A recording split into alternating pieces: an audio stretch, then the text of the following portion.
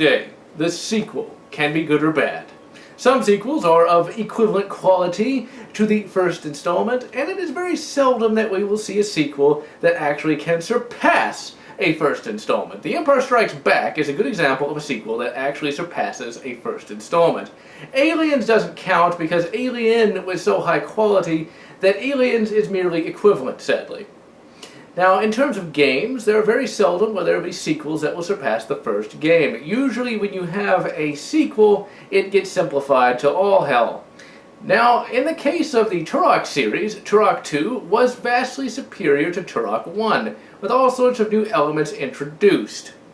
Sadly, the Fear series, or First Encounter Assault Recon series, suffers from a lack of good sequels. The first Fear game was absolutely amazing, and its expansion packs were pretty bloody good. Sadly, Fear 2 simplified and actionized the franchise. And today's Fear 3 does it more so still. So with that, let's take a look at the glory of Fthrir.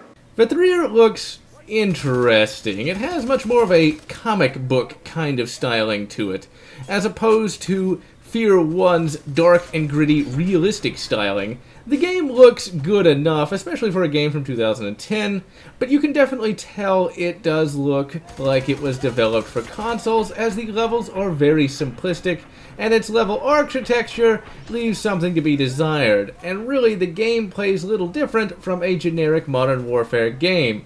Not only that, but you have regenerative health and a cover mechanic. Really? Instead of fighting Alma, the First Encounter Assault Recon Force should probably have considered tracking down the most vile monster of all time, the COD Monster. And since they didn't, another awesome shooter franchise has been horribly devoured by it. Yes, the game is very much about cover-based shooting, and like you would expect, the two-weapon rule is strictly enforced. And the weapons feel a bit cheap. Since this game has much more of a comic book styling, the weapons of course look like cheap cosplay weapons. The original Fear had weapon models that looked awesome. These look like they're about $20 on eBay. The actual shooting for the game is dull and mindless as any given Modern Warfare wannabe, and sadly, unlike with the COD games, the game itself is not fast-paced enough to make you forget how dull it actually is. Now this game has been totally actionized.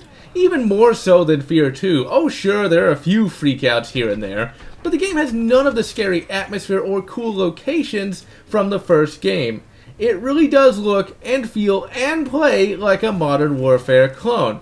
Hell, there is even a point ranking system for what you do in the game. Thankfully, the game does stay true to the fact that the point man can use slow-mo, and it's fairly fun here, as it was in the earlier games. Sadly, that's the game. You run forward and shoot.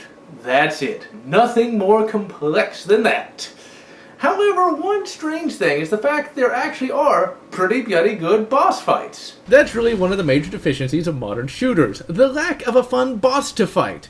In Modern Warfare, the best you get is a helicopter or a guy in a differently colored shirt. At least in Fear 3, we're fighting a moderately sized robot. That is cool, to say the least, and it shows that Fear 3 at least had a tiny amount of talent worked into it. However, that talent does not extend to the soundtrack, which is completely uninspired, and not a single track stands out. The voice acting is also completely phoned in, with none of the actors actually giving an interesting performance. Fiddle doesn't sound too bad, but it's just a one-note evil characterization. The sounds for the weapons are just boring. None of them sound altogether that powerful, and none of the weapons really look cool.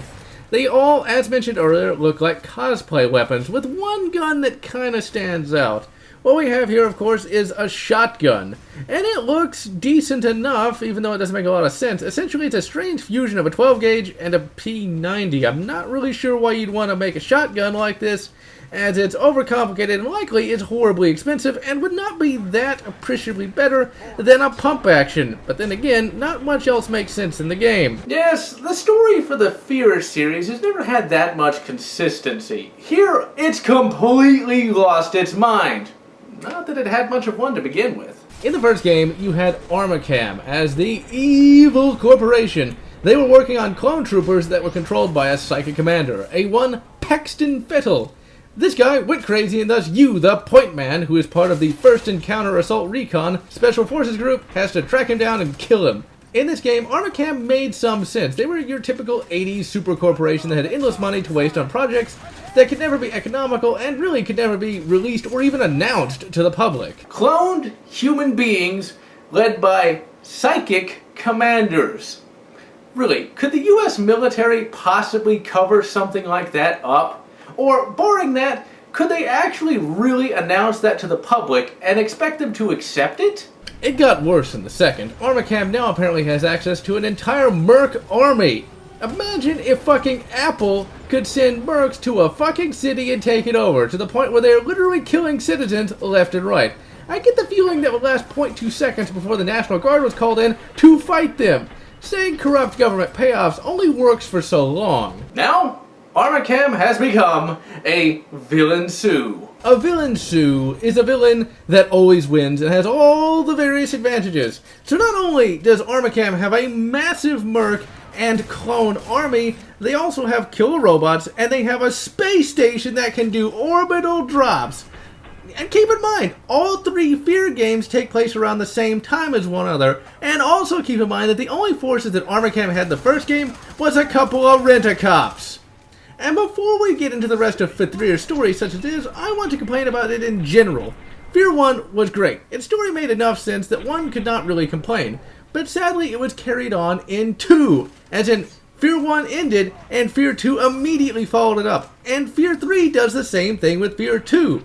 This, I think, is kind of dumb. Why? Because Fear stands for First Encounter Assault Recon, and they deal with paranormal threats. Sadly, the only paranormal threat we see them deal with is fucking Alma. Wouldn't it have been more cool to see them actually deal with other paranormal threats? Wouldn't it have been awesome to have the Point Man or another character fighting fucking werewolves? Or possibly some sort of Cthulhu monster, or anything other than just a bloody ripoff of Sadako from the Ring series. Really, Alma was cool and scary the first one, but by Fear 3, she has just been done to death. So unlike in the previous game where you played another silent protagonist named Beckett, you are once again the Point Man, not that he had much character to begin with, and you start up captured by Armacam. You must of course escape and save the day, as not Raccoon City is beset by mercs by the hundred because the US government would totally let a massive merc army control a major city. And of course, Alma zombies. Of course it's zombies. Zombies are in everything. You could bloody well have a Happy Meal game. It would have to have some kind of zombie in it. Really, zombies. Must they be in everything? Really, this franchise didn't even have fucking zombies. Oh sure, it had some weird ghost kind of thing you had to fight, but not goddamn zombies. But of course, in order to be with the cool kids, they had to find some way to hand wave them in. And don't give me some shit about at least it's a new paranormal threat. No, it's not. It's tied to Alma again. She, in the previous game, got pregnant by the Beckett character because a winner is you, I guess. And now she is pregnant, and you, the Point Man, have to stop her, I guess? The plot is really quite hard to follow, as it's all rather disjointed. You fight mercs because they want to stop the Point Man, because they want to stop the Point Man, I guess. That's never really explained. And it's also not really explained how they actually captured the Point Man in the first place. Fettel being a ghost that some people can see and sometimes can't see is also never explained, and why he actually is a ghost at all is never explained either. Basically, the game has one of those non-plots where people just tell you things and events happen without any real rhyme or reason. And for a person who loves a good story in the game, it's fucking annoying. Now, one of the big selling points of Fifth Rear was the fact that it had co-op. And isn't that sad that a game having co-op is considered somewhat significant? Really, back in the 90s, a lot of those epic first-person shooters such as Quake had co-op built in. The co-op in the game is interesting. You can play as either the Point Man or Ghost in the Fettel. The Point Man plays like a regular FPS character, and Ghost in the Fettel is the medic. He can heal the Point Man and shoot at enemies with his ghost beams, and can possess some enemies. As a person who played Fettel in a co-op game, I can tell you it's kind of boring, as the Point Man gets to actually, play like an FPS, and you get stuck on support. And also, Fettel can be shot for some reason. Balance, I suppose? Really, in terms of gameplay, co-op isn't bad, just rather dull. In single player, Fettel does show up, but he doesn't fucking do anything at all to help, and just monologues, and seems all evil, which is kind of a waste. Couldn't the devs at least have him shoot a beam or two of his ghost plasma? Really, the worst aspect of co-op play is the ending. As you play the game cooperatively, you're graded on how well you do as your character. Fettel getting more points is the bad ending, as you would expect. Point Man getting more points is the good ending. And really, keeping up with the Point Man in terms of points is rather difficult, as you would expect. But really, you don't even want to keep up with the Point Man because, well, if you win, you get the bad ending. Meaning, you bloody well want the Point Man to win at all costs, because this is not a game good enough to play through twice. And so that is Fear 3. Is it good? Is it bad? Or is it mediocre? Well, I would say it's simply mediocre. It's not a broken game by any means, but it certainly doesn't do anything differently. Really, the Fear franchise was dead anyway by the time of the third game, mainly because Fear 2 was horribly bloody generic in and of itself. And I have a feeling we're not going to be seeing anything else from the Fear franchise, especially since there was a horrible game released called Fear Online that was a pretty bloody crappy free-to-play game.